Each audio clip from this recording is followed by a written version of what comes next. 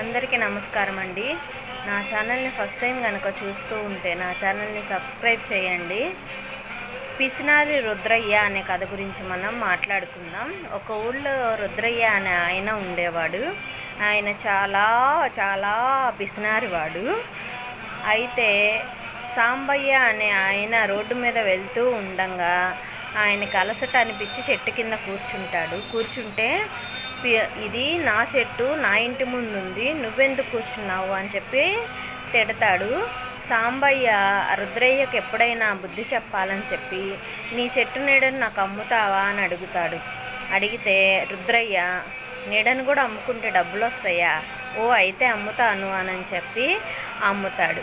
అప్పటి నుంచి సాంబయ్య ఆవులు, మేకలు, వాళ్ళ బంధువుల్ని అందరినీ ఆ నీడలో ఉంచుతాడనమాట. ఒకరోజు రుద్రయ్య వాళ్ళ ఇంట్లో మా శుభకార్యం ఫంక్షన్ జరుగుతుంది. అయితే అప్పుడు కూడా సాంబయ్య లాగే చేస్తాడు. రుద్రయ్య ఎందుకు ఈరోజు మా ఇంట్లో ఫంక్షన్ జరుగుతుంది, నువ్వెందుకు వచ్చావు అని అంటే ఈ నీడ నాది, నేను కొనుక్కున్నాను అని చెప్పి అంటాడు. అప్పుడు చుట్టాలందరిలో ఏంటి రుద్రయ్య నువ్వు నీడను కూడా అమ్ముకున్నావా అని నవ్వుతాడు. అప్పుడు రుద్రయ్య తన పిసినారితనానికి సిగ్గుపడి అప్పటి నుంచి మంచిగా ఉంటాడు.